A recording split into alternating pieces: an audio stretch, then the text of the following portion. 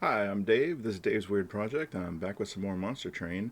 We finished our run in Victory last time, and so now we're starting a new run. We unlocked the Stygian Guard, so we're going to lead with them, probably use Awaken as the allies. So let's dive in. Start this new run. Stygian Guard as the primary. And we're going to do Awakened. This is the Covenant, and basically this is the way the difficulty ramps up after you've beaten the game. You can turn it off, which I'm going to do just for the sake of this Let's Play. It gets quite difficult. I actually haven't made it past Covenant 6, and it goes all the way to 25. So maybe I just suck, but whatever. It's still fun to play. But we're going to go just straight so we see all the cards, and we don't have any kind of extra difficulty tacked on top.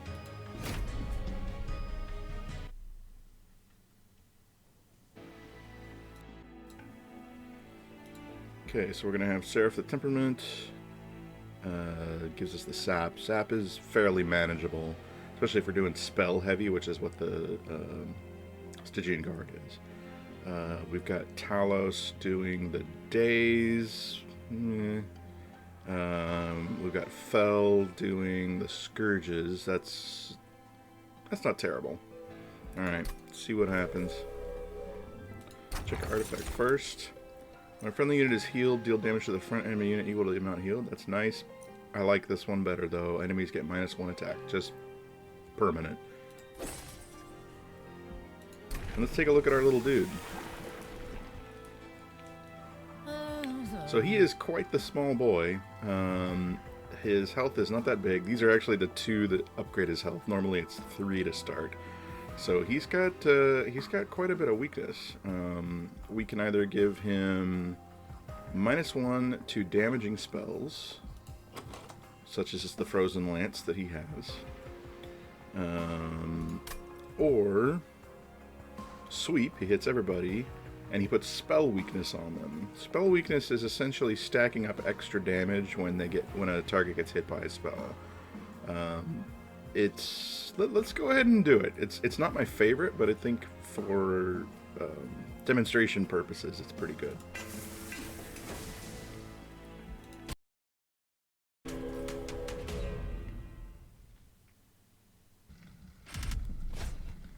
Okay, so our trial would be +4 damage from everything. We're just starting out here, but whatever. They say, I've heard that the first 2 levels you can basically always do this, and the pyre will take care of it if it has to. It seems a little sloppy to me, but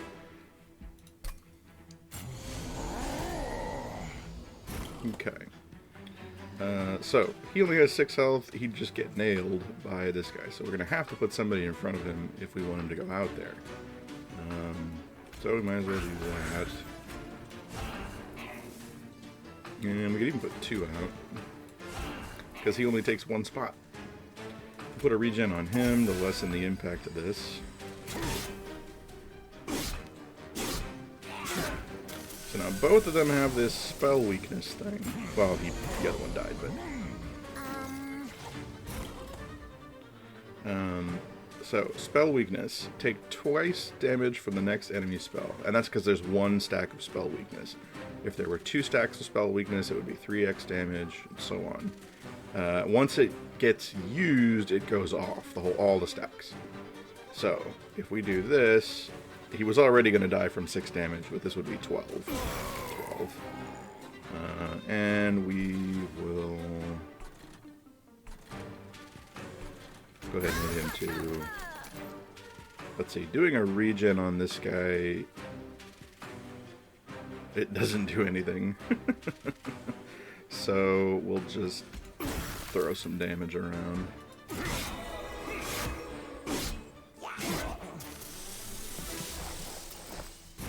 Brief respite.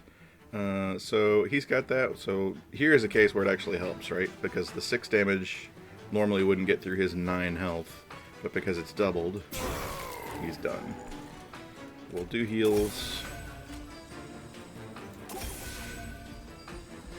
Okay.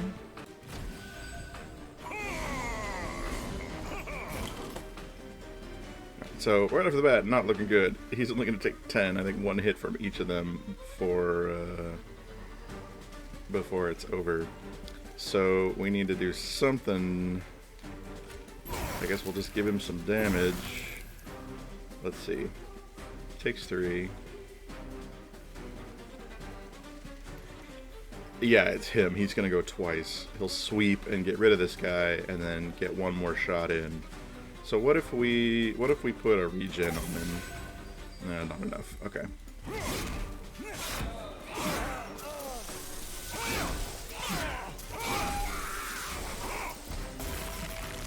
Alright, he has spell weakness 2. So that means this is going to do 18. See, he's down to 10. And now the spell weakness is gone. So that's actually enough for this guy to finish him off. And then we'll just be rude and hit him with a lance as well.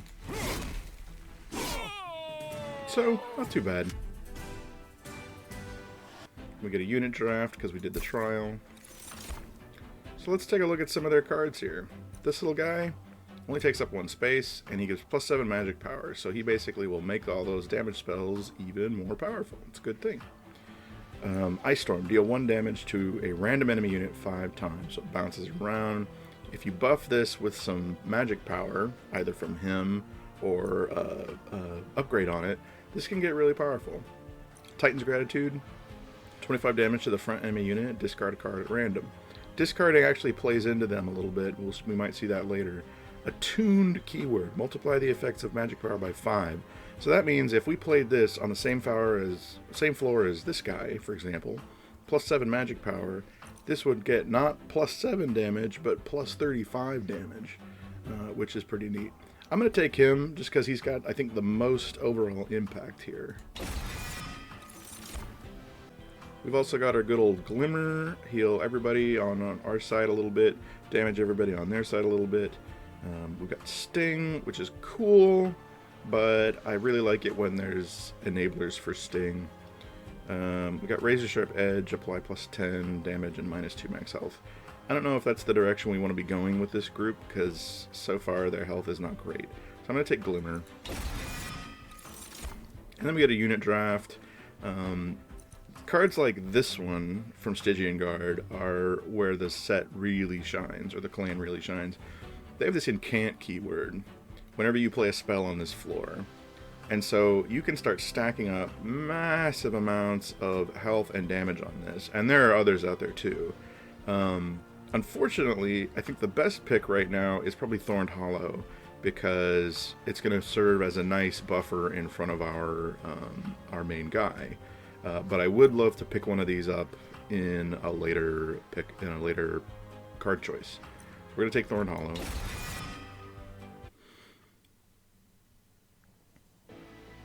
Okay, heading on in. So let's see. We did get some units that we could upgrade, and I think that might be the way to go. Our spells, we don't have a ton of spells yet that could benefit from a lot of upgrading. I think the only one we picked up was Glimmer.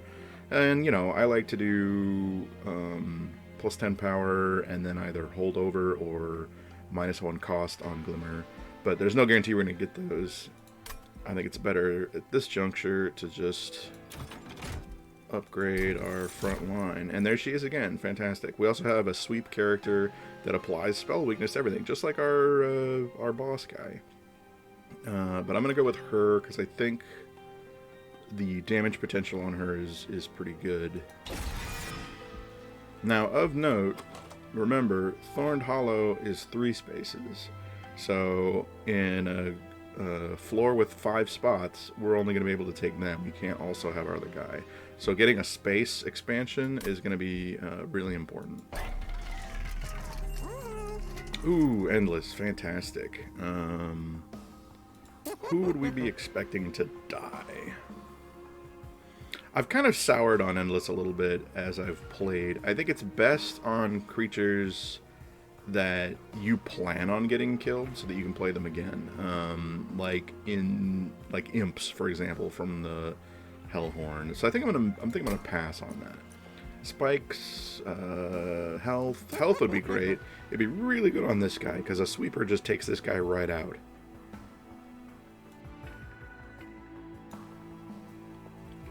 It would also be decent on her, just to give her a head start. But I think starting right there, keep him alive longer. Let's take a look at spikes. We could give a head start to our Thorned Hollow. That might be good. Sure. And what do we got? Like, we got 110 left. Let's go ahead and re-roll. Pick up a couple little more small ones. Plus 10 damage. I'm happy to see that. Starting her, give her a head start. And another plus 25 health. Let's just do her again. Let's just make her a nice solid start. And she could actually hold a floor now, at least for the first few rounds while we start ramping her up. So she could make a decent front line to complement our boss guy and maybe this guy.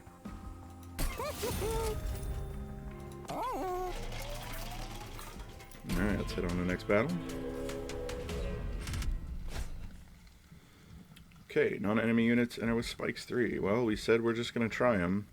Of note, spikes plus sweep is pretty rough. Like, it's only going to take 2 times for our main guy to fight it, so we're going to have to pay careful attention to his health as we move on here.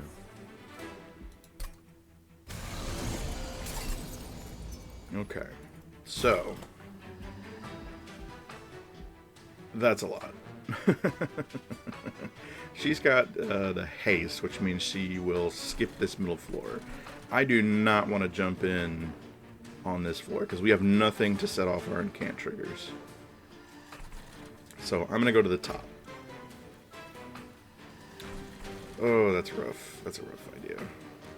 So the problem is his apply spell weakness means just about nothing at the top. Right?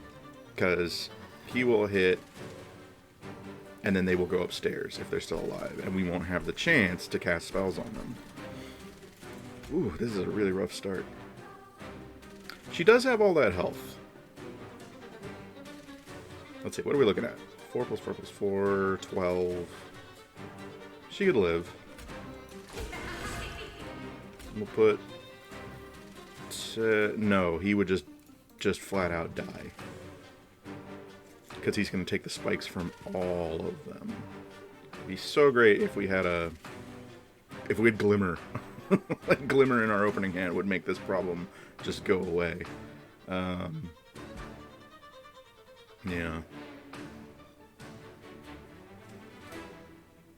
Alright, well. Let's try, I guess, Tethys on the second floor with Hollow in front. Not going to put these guys out yet because they're...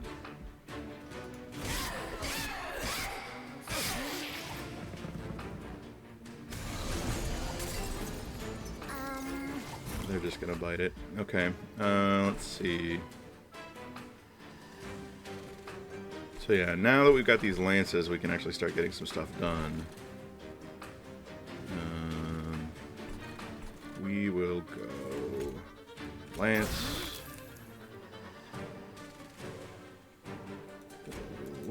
Lance. We'll do a heal here, which also gives her an incant trigger.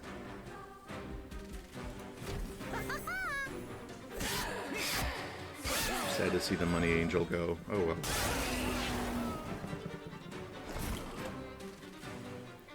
Okay, and this is easy. We just get rid of them. Give her a heal.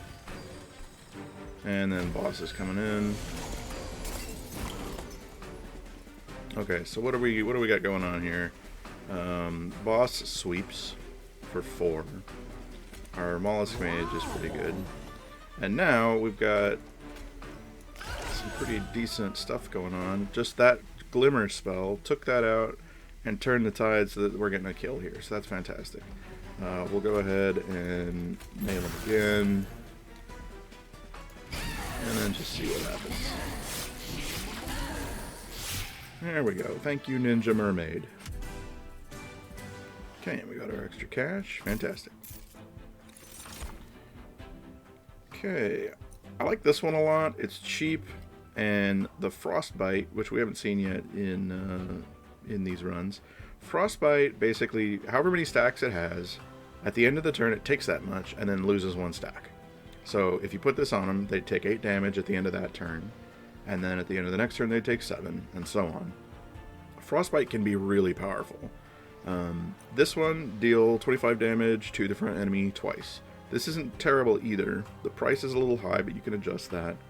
But I like this a lot better because, one, you can bring the damage up. 2, it's direct. I can go straight to the back of this with this. And the Frostbite can just get stacked and stacked and stacked and go nuts. Okay, we've got the Restoration Bomb, always nice. I think we'll probably take that. Glimmer's nice because of the sweep damage, but we've got 1. Yeah, I'll take the Restoration Bomb.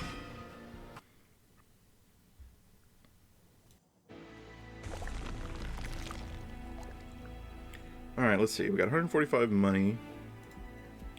We do have some slots we could still fill in on our creatures, but it might be a good time to go over and hit spells. We're only taking 3 damage, so I'm not too worried about healing. So let's head over here.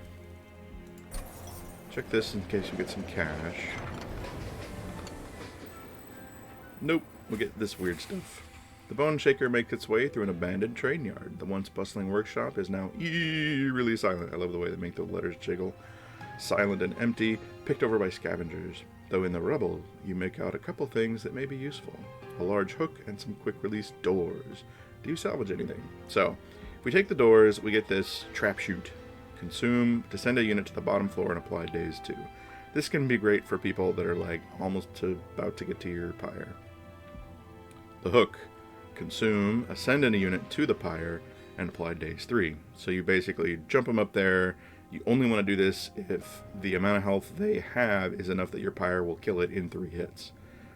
This is by far safer for me, anyway, in my estimation.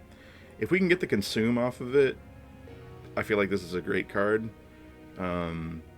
If you can't get the consume off of it, it's just a one-off, and it's just kind of, you know, unless you do get some other stuff going to make sure you have this in your hand when you need it, it's not that great. At 21 cards, oh, whatever. We'll do it for the channel. Alright.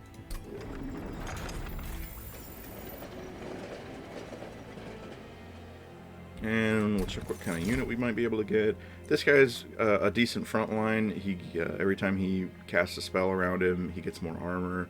So he kind of starts stacking up that armor. It's not bad. There's another one of her, which is not bad either. What do our fronts look like? So we're using him. He's one front. We're kind of using her as a front, which is probably okay. A third front would be nice, so we can go all 3 floors. Let's do him. Okay, so permafrost. This is a new keyword for us. Permafrost. Gain frozen when drawn. Frozen in this card will not be discarded at the end of the turn. Frozen is removed when the card is played. This is what I was talking about earlier about if we could find a way to make sure this is in our hand when we need it. So putting permafrost on it would basically make it stick around until we get to play it, once we draw it. It's not my favorite keyword. I much prefer holdover. And I would actually love to see remove consume here right now. But I don't think we're going to get that. So I think I'm going to ignore that. Come over here and get some spell power. Let's go ahead and do Glimmer. And make it cheaper. So now we've got our nice 0 sweep heal, sweep damage. And we'll do a reroll. Double stack, not the Wendy's burger. Basically, your status effect cards like Frostbite or Regen, it doubles whatever that number is. Not really looking to make anything consume right now. So we'll make this guy cheap. This is handy. Holdover on him would be great. And then we'll head out.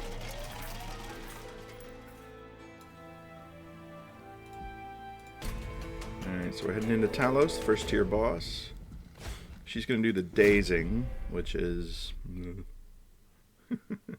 basically, she always attacks even before she lands for the final combat, and she will daze whatever the front unit is.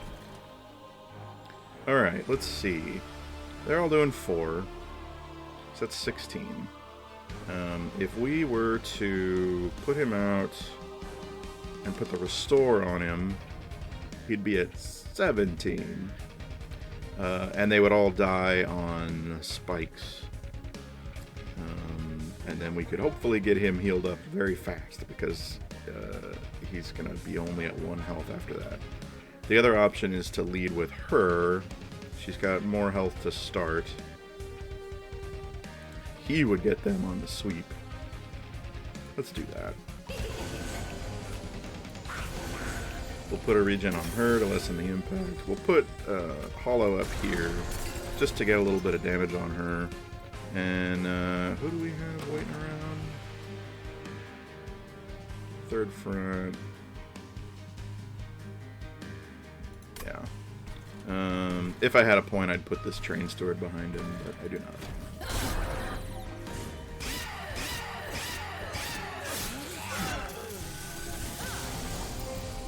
Okay. So, let's see. Let's put this guy down here. He gives us our magic power bonus. And we'll do a restoration bomb there. And makes this not too terrible. Put a steward behind him, and we're going to save these two.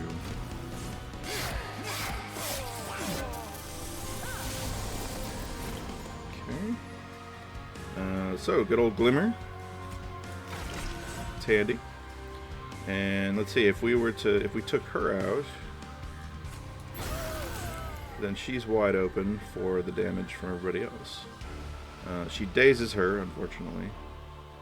But we can still get some incant triggers. There, put that frostbite on her. That's going to be nice, because she sticks around for a few turns until she starts really fighting. And then Lance. So you can see her health has gotten big and chunky, her damage has gotten big and chunky, just from casting a few spells. She's got that spell weakness, which we can use against her. Okay. So, let's see. This is really not that bad of a situation. We may want to instead focus up here, do some healing, make use of that spell weakness. They're all going to get taken out by the sweep, but we might as well get the incant triggers. There we go.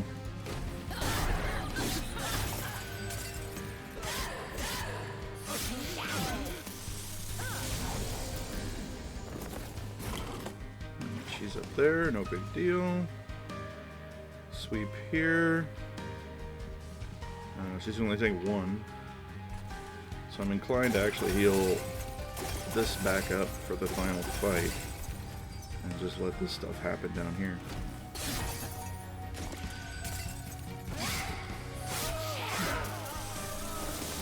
Alright, here we go.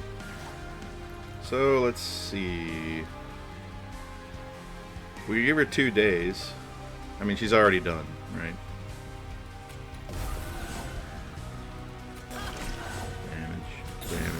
Damage. Now she takes nothing, apparently. Yeah, because this stacks up to the 2 days. Prevents her from getting anything done.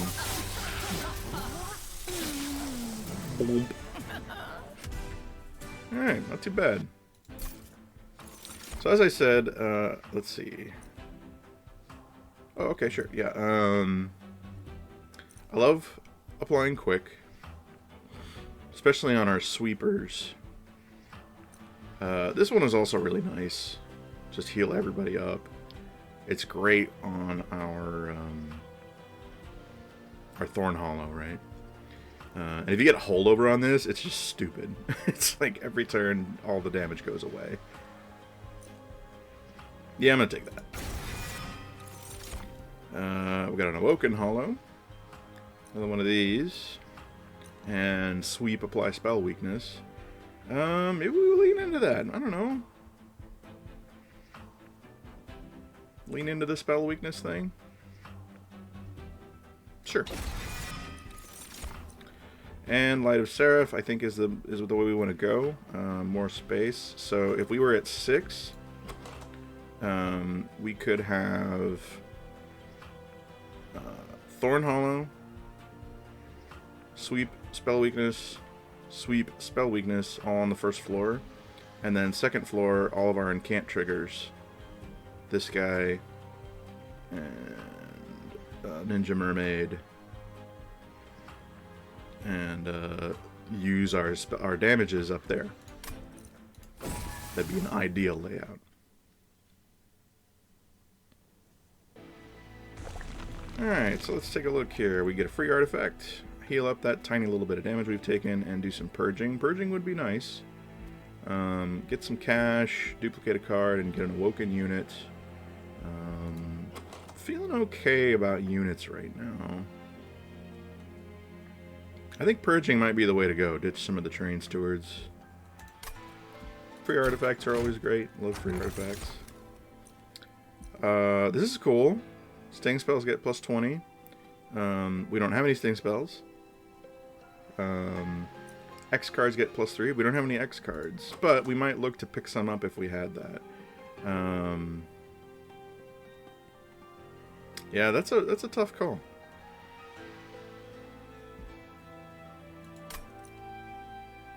The chances of getting an X card, I think, are probably higher than the chances of getting a specific Sting spell or the one...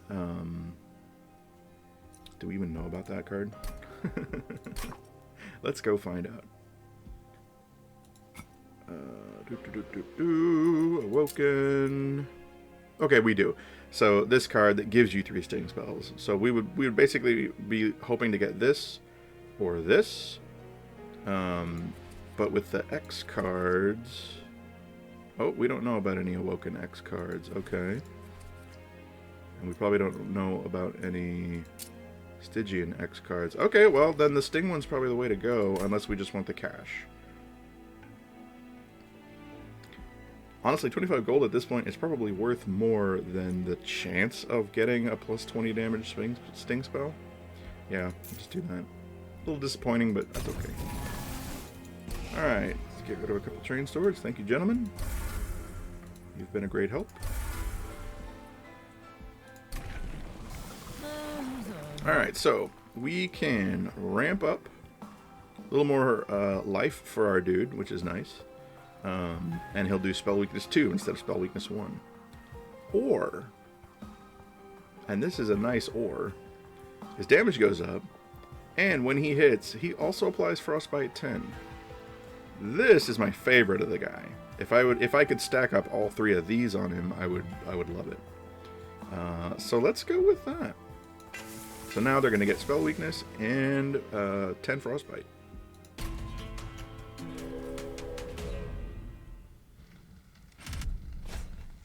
Okay, non-boss enemy units get plus 6. We're past the first tier. I am not super confident in our ability to deal with that. I mean, we've got that one big heal. We got the heal bomb. We've got the heal all.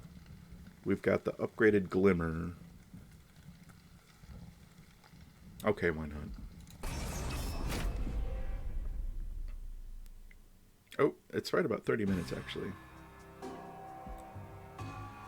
Alright, so I'll tell y'all what, we're going to pick this one up right in the next episode. Here's the rough situation we've got coming in, and we'll just have to see where we end up. But until next time, please like and subscribe and share and all that, and take care, everybody.